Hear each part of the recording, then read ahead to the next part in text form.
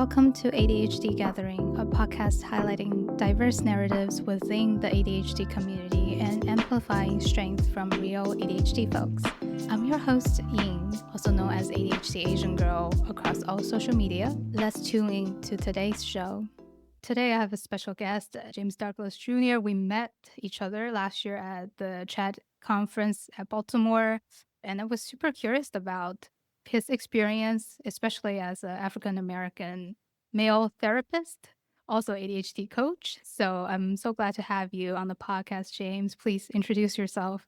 Hi, Ying. Thank you for having me. So my name is James Douglas. I am a mental health and marriage and family therapist. I am also an ADHD coach. I am based in Florida, and the population I like to work with are youth, teens, young adults, couples, and I would love to get into the space of working with more organizations to provide support for their employees around ADHD. Yeah, awesome. So I like to start with the kind of ADHD genesis stories. How did you get diagnosed? And then the sub story of when did you actively start to manage your ADHD? Because sometimes those two can be different. Yes, very true. So I was diagnosed when I was around 6 years old, and I really didn't have very many struggles. I talked to my parents about it. They said it's more of impulsivity, but really wasn't affecting home or school life. Everything really came easy for me at a younger age and in high school with sports and academics. But as soon as I got to college, that's when I started struggling with managing ADHD. So I was playing Division I basketball, and I struggled to manage my time effectively for studying and doing schoolwork, as well as being able to understand more about my ADHD as a whole, and also being able to learn different strategies for retaining information and working memory. I would always compare myself to classmates, and at that time, I was really ashamed of being in my diagnosis. I don't think any of my close friends even knew that I had ADHD, and it wasn't really talked about as much at that time. Mm-hmm. So in a way, so you're balancing sports and schoolwork. So what did you decide to do around that time? Did you seek help? How did you help yourself through that time? So for me at that time, I was so ashamed to where I didn't really seek support like I should have. I was placed on academic probation. And then that right there was just a big hit to my confidence. Because once again, it was the first time where things didn't come easy for me. And I really didn't know how to get out of it. There was more just academic support, but it wasn't really specific for ADHD. But I never really seek that support like I should have. It was always given to me or offered, but I never really took advantage of it at that time. I think it was more geared around being ashamed about having to go there than also people finding out that I have ADHD. Yeah. So how did you work through that piece so that now obviously you become a therapist, so you probably have went through school and more training to become a therapist. So tell Yes. me more about how did you work through that shame and moved yourself forward? So for me, I actually ended up completing all the way up to my senior year at a university in Pittsburgh, and I started working. So I ended up not having to leave the school because of my academic performance. Luckily for me, when I was working, I was always working in the field of psychology. So ever since my freshman year of college, I was lucky enough to find a position to where I could work with children and teenagers more in the group home setting, and also ABA and IDD, so individuals with intellectual disabilities. So that's something that was very beneficial. But then it just struck me to the point to where I wanted to do more for myself. So I knew having a bachelor's in psychology, where I saw myself, I knew I had to get a master's. So I ended up relocating to Florida and started school back up again. I had to take the prerequisites for the new college, but after doing that, I was pretty much a junior, senior. So I just really worked hard on my grades. At this time, I was a little bit older, so I was more aware of what worked for me in regards to retaining information. And I guess at the time I didn't realize this, but it was metacognition that sometimes comes with ADHD. So I was able to identify what was working for me, what wasn't working for me, eliminate what wasn't working and stick with what was working. So I finished at the top of my class at the new university with a 3.6 GPA. So I knew at that time I now had the grades to apply for a master's program and to get into a good school with a higher GPA. So I didn't want to lose that momentum. So I started enrolling and applying to schools right after my undergrad that second time around. And this is the first time I actually had a panic attack because funny story, I was driving and I was accepted to all the schools that I applied to in Florida. And at that moment, I think it hit me to where this is a big decision to decide on what master's program I'd like to pursue. But after getting through that and deciding on the school, I just stuck with those same strategies that helped me in my undergrad to keep me going with my master's program. And also the master's program was a little bit different compared to undergrad. It's one focus on a particular subject, which was counseling for me, and not as many tests because I never really was good at taking tests even before college. So it was more writing papers, presentations, and the actual field work of working with the clients and practicing. So it was a little bit different and it really connected with me. And I really was able to grow and actually had a higher GPA in my master's program. I think it was around a 3.9 GPA. And my lowest grades were Bs for the intro classes, which I find interesting. It wasn't challenging enough, so I just didn't go as hard for those. But yeah, that's how I overcame that. Wow, that's so interesting. Yeah, first of all, so many elements I hear about myself as well. Like I had to cancel a semester in college, basically. I was all the way to junior year, close to Thanksgiving time. I just couldn't push through anymore. I was getting such bad depression. And now looking back, I'm like, oh, it's definitely related to undiagnosed ADHD. But then I was able to go back and then finish school. But yeah, it was really hard. And I had the same thing. Like, I didn't even tell my best friends at the time about my depression. I didn't have the language for it. I didn't know that, okay, you can talk about it, or talking about it actually makes it better. Talking about it is the Yes. first step to deconstruct the shame. And it's also so interesting that I have the metacognition as well, but I hate writing papers. I hate doing presentations. So it's interesting to see how ADHD brains shows up so differently. What I Yes, I want to agree. touch on is you seem to like psychology from the beginning. How did you figure that out? Did you always know that's something you were interested in and then you may have strength for? How did you figure it out? Okay, so there's a great story behind this. So I Yes. actually started in a small Catholic school and I was playing sports. And I ended up transferring to a bigger public school my junior year to play basketball. And in that time, they actually offered a psychology class. And that's when I first fell in love with psychology and knew from that class on that I wanted to pursue psychology because something about the mind. What part of the intro course that really captured your attention? I think it was the study of the mind and behavior that really intrigued me. Something about it. And it could have been also the teacher that was Yes. teaching at the time. Teacher really She was a matters. really good teacher. Oh my gosh, yes. Yes, she was a really great teacher. Miss Sprouse, I remember her to this day. And ever since then, that's when I pretty much declared to at least having my bachelor's in psychology. Wow, that's so interesting. Also, I'm curious, did you always play sports when you were growing up? I imagine you did to play Division 1 sports in college. Did you feel like participating in team sports or having that kind of training and rigor and structure helped you as a child with ADHD? Yes, I had a lot of structure growing up. And I think the sports aspect really helped with. I first started with trying out different sports around the age 5, 6, 7. And then what stuck with me was basketball, football. I played baseball until about high school. And then I did track in high school as well. And then decided to focus just on basketball, football, and track my junior, senior year. And I think it really did help with structure, the work ethic to keep on pursuing a goal that you might want to reach. Cause I always did want to play college basketball. That was a goal of mine.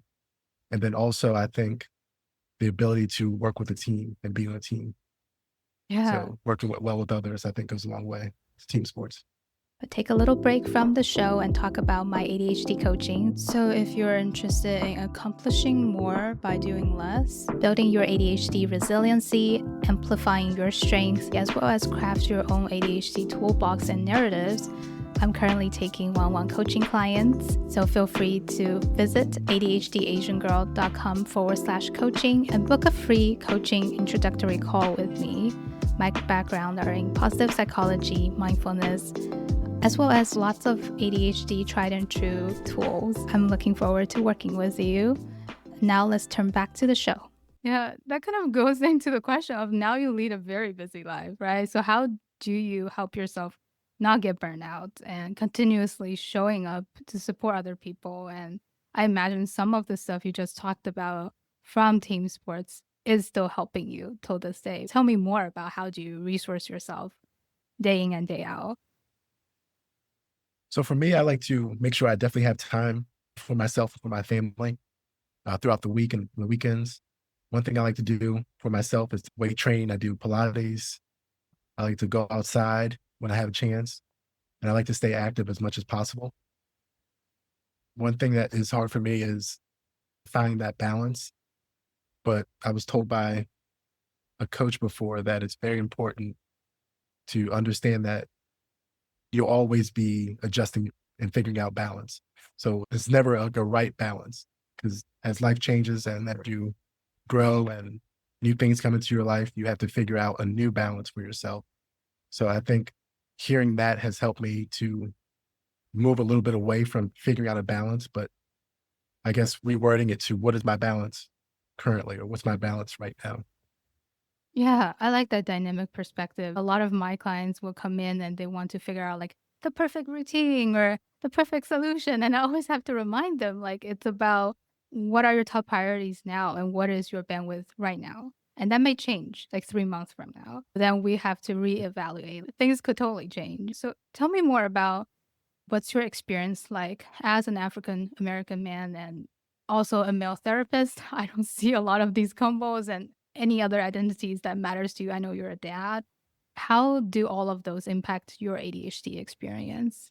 Or how does ADHD impact all of those important areas of your life? I would say, to start, being a African American male therapist, I didn't really realize the impact that I could have on the community until I was in my master's program. And a lot of the professors would tell me, they'd say, this is a great space for you to be able to provide support to the BIPOC population. And that's when it really opened my eyes to the impact that I could have for this community. And I didn't really see it again until I started practicing therapy after I finished, to where a lot of individuals and families were actually reaching out to me specifically because of that fact, and knowing that I can help support them and then also their children, whether it's mental health or even ADHD. Yeah, yeah, definitely. So the representation of probably seeing parts of themselves in you really matters. Yes, I get that a Yeah. lot. Do you still see the similarities with your ADHD clients as well, like the youth and the teenagers you work with? Do they tend to be more BIPOC based as well? Yes, I would say it's a 60-40 split, 60 BIPOC, I would say. And I think it's from word of mouth. So after working with one family and their children, them sharing the word to their friends and their family. And I do get that feedback. Is I had one family that relocated to South Korea, actually, from California. And they were an African American family, and they wanted someone that looked like their son to be able to provide support, because I guess he didn't have that support where they just relocated to. And they wanted me to grow with them and grow with their son in regards to supporting him academically and with his ADHD. Wow. I imagine that's super satisfying. If it's okay to share with your clients, what's the longest time you have worked with them? And what are some of the most treasured stories you have of seeing them transform and grow over the years? The longest I've worked with youth have been, I would say, 2 years, going on 3 years. I'm still working with this family. And I think the biggest thing that I love seeing is the growth that they've made from day one. So starting with them in seventh, eighth grade, and then now them transitioning into high school and a new environment, new challenges, but knowing that I'm there to help support them in that journey, them and their family. Yeah, wow. That's so interesting. So tell me more about how do you help ADHD youth to work through potential shame related to ADHD or just in general understanding themselves better and gain confidence and grow like you just described? So I like to learn more about them as a whole. I Mhm. like to key on their strengths, some of their weaknesses that they feel they have. And these things obviously change over time. I like to identify what their values are, whether it's academics, personal, friends, family. And then I really like to teach them about growth mindset if they're not aware of growth mindset versus fixed mindset. Sometimes the younger population doesn't really know too much about it. And even the older population, young teenagers, older teenagers, they've heard of it, but don't really know the differences between what a fixed and growth mindset looks like. And I really like to key on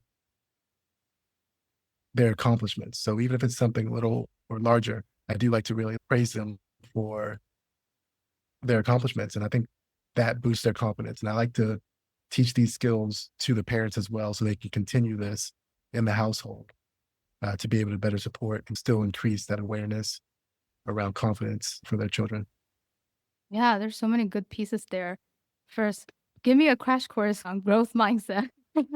In case there's people listening to this, they're like, I'm vaguely familiar, but what does it entail? So for me, I like to tell people the power of the word yet. So growth mindset is taking on challenges, trying new things, but also reminding yourself that you might not be an expert or advanced at it yet, but if you continue taking small steps in the right direction, you will get better at it in time. I like to, when working with the kids, I always, when they're explaining growth mindset versus fixed mindset, I always use video games since that's a popular one right now. And I'll say something like, when you first started playing Roblox or Minecraft or PlayStation or Xbox, were you good when you first picked up the controller? And it's always the same response. It was like, no. And I was like, so why didn't you stop? I wanted to be good at it. I wanted to get better at it. And I remind them, like, how are you playing now? Are you good now? They're like, yeah, I'm way better than what I used to be when I started. And that's the example I always give with the younger generation around growth mindset. And I connect that with any academic struggles that they're having. Maybe it's a new class, maybe it's a new challenge for an assignment or a class that's coming up, and pair that with it to help them understand and open their mind to the possibilities that they do have. They do stay persistent and stay consistent with kind of reaching a goal that they might set for themselves. Yeah, I love that you use such a relatable examples for children, for teenagers. How do you Mm. work with the patience piece? Because I need to hear that. I'm not patient. I know a lot of times I set a goal and I want to reach it tomorrow. Yes, I understand the idea, like I'm not an expert yet, but my ADHD brain wants me to be an expert like today, no, yesterday. So tell me more about how would you work through the patience situation with the teenagers and with children. I imagine children especially. I was definitely not a patient children. So a few things. I actually struggle with that sometimes myself in regards to wanting things immediately and not being patient. And I think my mom always used to say, take your time, things will come when they're meant to come. But then also, I think a lot of times, at least for me, with my ADHD, I'm always overlooking the wins. So I'm never in the moment and really celebrating the wins. When I finished with my master's, people were like, oh, that's a great accomplishment. And I was on to the next thing. Like I never really even took the time to celebrate that I just accomplished this and completed this. When working with youth or even adults, I use a SMART goal system. So specific, measurable, attainable, relevant, time bound. And I typically like to extend that out to about 3 months and then adjust as needed. So it's close, but also not too far away. And I really like to make it smart for that person so they can start to see the growth and change. And whether it's exercise, whether it's studying, whether it's a routine, but really starting small. And then I always recommend starting smaller and then either exceeding that or just adding to it after about 1 or 2 weeks of successfully completing that Yeah, goal that you set for definitely. yourself. Overlooking the wins. Yep, I'm definitely guilty of jargon on that. And yeah, starting small. This is something I only realized like a month ago. I finally got it. Like I have to set realistic goals for myself so I don't lose momentum. I don't lose such an important part of motivation, which is competency. But it took me this long to realize for myself that, yeah, that's important for me too. Sometimes it's Yep. easier to tell other people that, and that I'm like, I do not Yeah, apply it to myself. it's very true. Same Yeah. here. But take a little break from the show and talk about my ADHD coaching. So, if you're interested in accomplishing more by doing less, building your ADHD resiliency, amplifying your strengths, as well as craft your own ADHD toolbox and narratives, I'm currently taking one-on-one coaching clients. So, feel free to visit ADHDasiangirl.com/coaching and book a free coaching introductory call with me. My background are in positive psychology, mindfulness, as well as lots of ADHD tried and true tools. I'm looking forward to working with you. Now let's turn back to the show. I know that you're working on a course for hopefully that launch soon for adults and parents living with ADHD or providing support to a loved one with ADHD. Can you tell me more about what you want to cover in the course and who the course are for and what topics you want to cover? I think the biggest thing that I would love to teach parents with providing support to a loved one with ADHD or even themselves, I think is support. So being able to put what I do one-on-one into a course would be ideal in teaching parents how to better support their children and kind of the skills that we talked about a little bit earlier, like the confidence, the growth mindset, having their back and being able to speak to them in a way that keeps them motivated, builds their confidence, and doesn't make them feel ashamed about their ADHD. It's the struggle is figuring out how I can get my one-on-one into a course to where it's really touching on all the areas that I feel are important for a parent to provide support to their children. And I think it might be something that maybe is a few courses where I can really dive into each area for a course, growth mindset for a course, confidence for a course, motivation for a course. Because I feel if I were to put it all together. That's so interesting. And yes, I think the key topics you mentioned are very important, like confidence, growth mindset, motivation, and your website that's related to mindfulness. And of course, I'm interested in mindfulness. Tell me more about Yeah. why did you decide to use mindfulness as part of your website and how do you use mindfulness? Do you weave it into your ADHD coaching? How do you introduce the youth or teenagers to mindfulness if you teach them that? Yeah. I can't remember how I got the name Mindful ADHD. I think it really just resonated for me because that's something that I'd like to work on myself with my ADHD. I'm always kind of wanting the next thing, like I mentioned before. So being present and being in the moment is the happiest space that you can be in. So that's where the name came from and wanting to portray that out to people to know that with ADHD, being mindful is key. And then that's like your happy space. And the way I like to teach the people I work with around mindfulness is more explaining what mindfulness is. A lot of people are aware of the term, but don't practice being mindful. And I think, especially in today's society, with always the information we get right away so fast, we are falling away from being mindful and being in the moment and being present.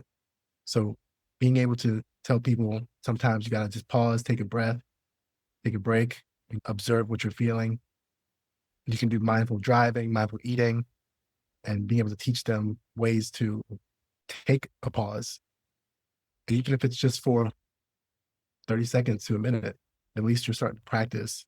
And I believe, and it's something that has worked for me, is to once you start practicing this, it increases that awareness and then you see the results. So then you start to implement that in your life. Yeah, kind of goes back to that SMART goal of you set a small goal, set a reachable goal, and then once you hit the goal, you start to see the benefits right away sometimes. Yeah. I Yeah. imagine that taking a pause would be something that's very important when you're coaching couples who might have ADHD. What are some common challenges you have seen couples face? Maybe one or two of them both have ADHD. And how do you help them to navigate those challenges?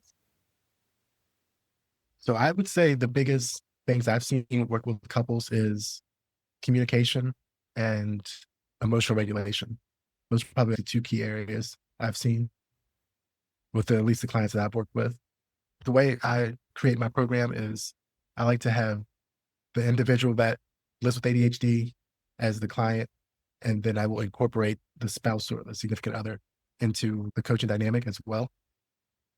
I like to hear what the individual living with ADHD, what their challenges are, and then also taking into account the spouses or significant others' challenges and what they're experiencing on their end, and bringing them in that space together to help them just talk about it and be with them in that journey to help them navigate and communicate more effectively.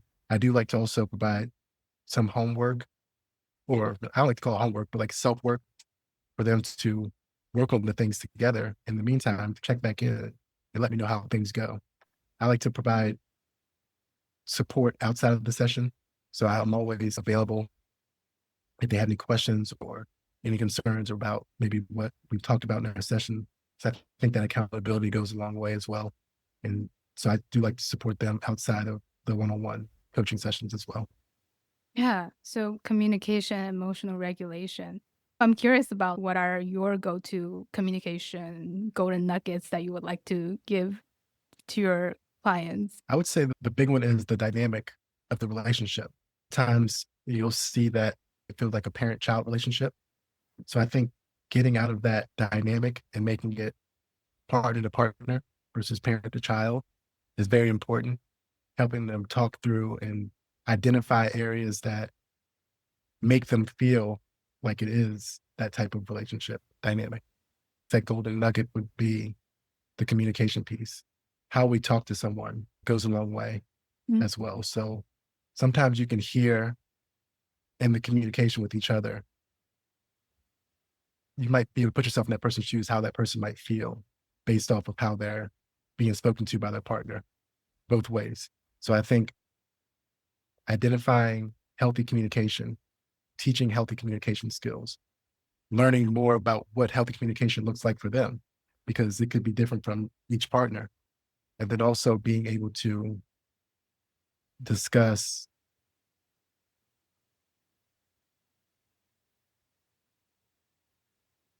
difficult topics, but also their ability to figure out conflict.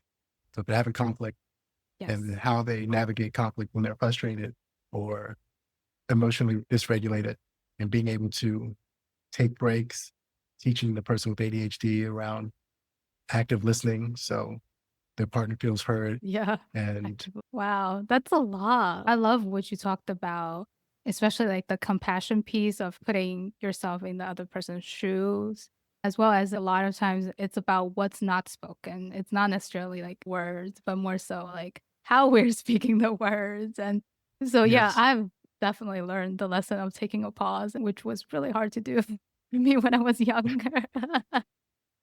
Yeah, and I love what you said about what healthy communication looks like for the individual.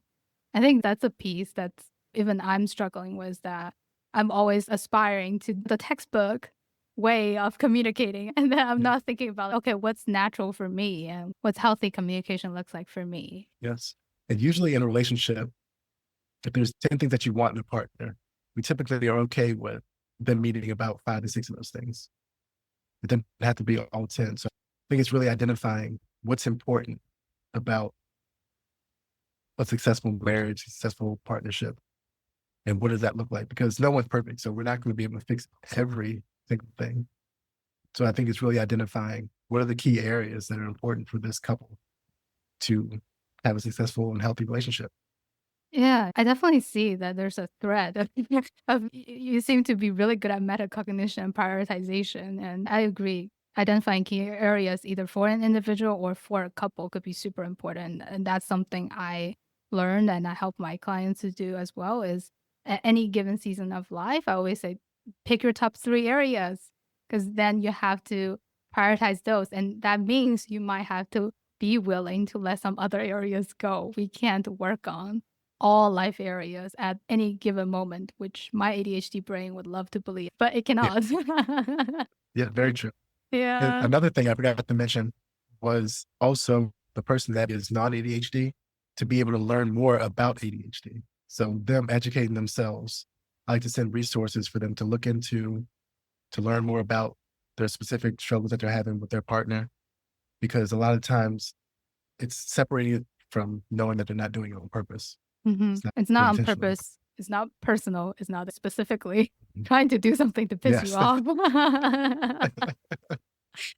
I think we covered a lot of good grounds. What are some final words you would like to leave for the audience about ADHD or anything related to what you're working on? I would say final words would be continue to take small steps. I think as long as you're taking steps in the direction that you would like to go in, you will see catastrophic change. Identifying a good support system, I think that goes a long way. It helped me out a lot, my ADHD and just life in general. So having a nice, solid support system, whether it's family, friends, coworkers, whatever it may be. And I think never put your head down or be discouraged around ADHD. One thing I think that is great is mental health, ADHD as a whole is talked about more nowadays. So finding that community to where you can share what you're going through, what your feelings are, some of your challenges and struggles, and seeking support if needed. Sometimes you just need a listening ear. Sometimes you might need coaching, whatever it may be. I think reach for that because you can accomplish anything that you set your mind to. I'm a firm believer of that. Yeah. Thank you so much for sharing, James. That was such a wonderful conversation. Thank you for having me. This was great. Thank you so much for listening to today's episode. If you enjoyed today's episode, please feel free to drop a comment and review on Apple Podcasts or Spotify Podcasts, or send me a DM on social media, or send me an email to ADHDAsianGirl@gmail.com. Sending lots of love to you and have a good day.